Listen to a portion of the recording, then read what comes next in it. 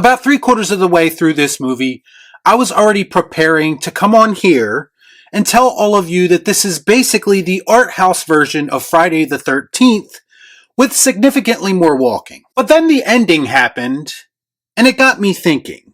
Maybe there's a little bit more to this movie than meets the eye. Let's discuss. I watch so you don't have to.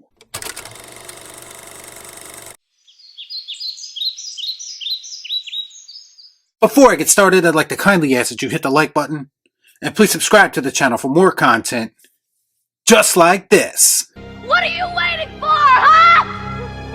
What are you waiting for? When a group of teens takes a locket from a collapsed fire tower in the woods, they unwittingly resurrect the rotting corpse of Johnny, a vengeful spirit spurred on by a horrific 60-year-old crime. The undead killer soon embarks on a bloody rampage to retrieve the stolen locket, methodically slaughtering anyone who gets in his way. Okay, so in the simplest terms, a large portion of this movie plays out like if A24 made a Friday the 13th movie. Ironically, A24 is actually doing something with Friday the 13th soon, so I guess we'll call this a little preview. But it literally hits a lot of the same story beats. An undead killer rises from the grave to slaughter a bunch of college kids who wandered into a forest and did they weren't supposed to.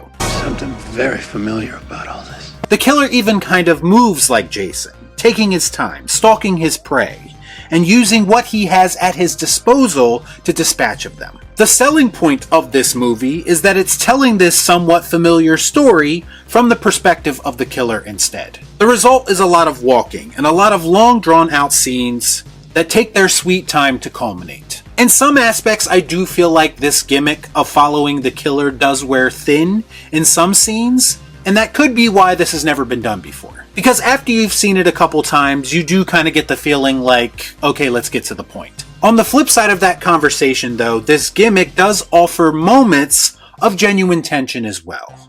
So in that aspect, it is kind of hit or miss. To give the film credit, it's not easy to build tension when you always know exactly where the threat is coming from. That makes sense.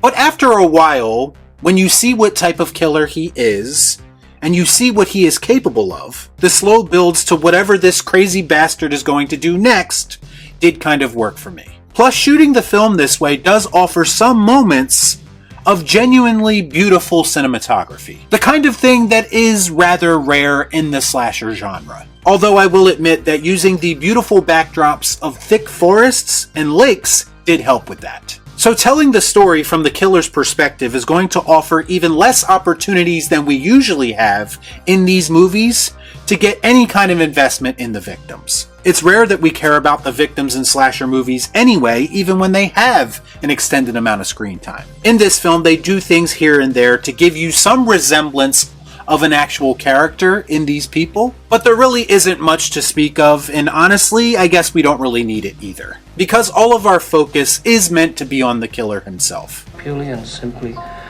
evil. And it is kind of cool how they piece together his backstory by basically having us overhear conversations being had elsewhere or in passing. I also like the design of the killer in this movie. It's nothing life-changing, but at the very least, they give you a story reason for him to look the way that he does and dress the way that he does. As far as the kills go, I have to admit, early on, I was a little bit disappointed. Especially since with the first kill, there's this long build-up, only for them to cut away and not actually show you the person getting killed. At this point, I was thinking to myself, if this is how it's going to be through the whole movie, then that's going to be frustrating.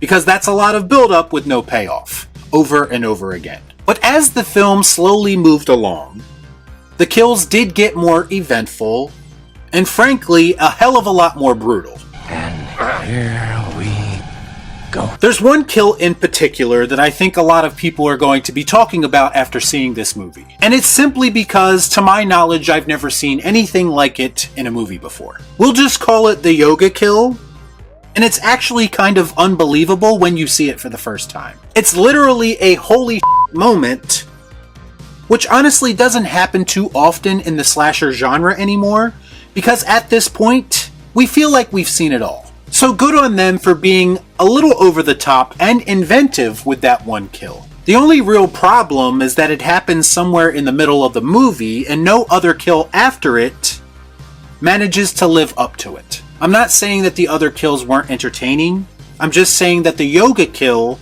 sets the bar pretty high. So after a lot of walking, stalking, killing, and listening to side conversations like you're playing Grand Theft Auto.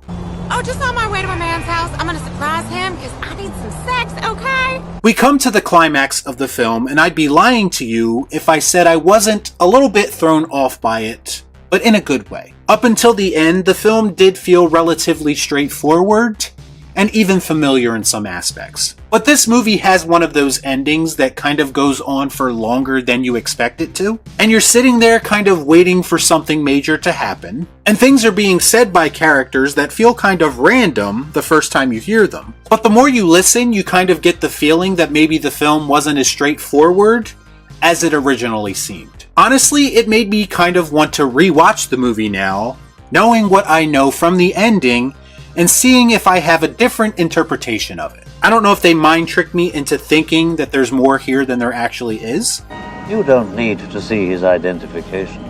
Or if it's one giant metaphor that means something more, I can't really be sure. But it was enough to make me think about the film more after leaving the theater, so mission accomplished, I guess. Bottom line, I think In a Violent Nature deserves some credit for trying something unique with the slasher genre, even if that gimmick doesn't always make for the most enthralling entertainment. Some will call it a slow burn, and I think that's fair.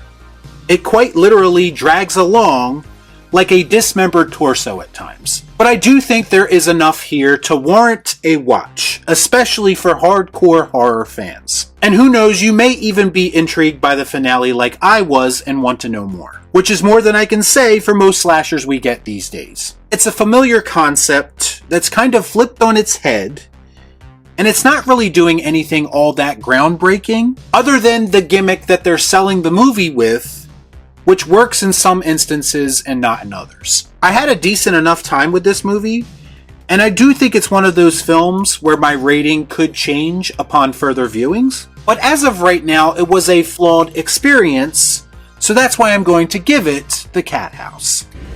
Saved by kitty litter. Y'all be cool. Nah.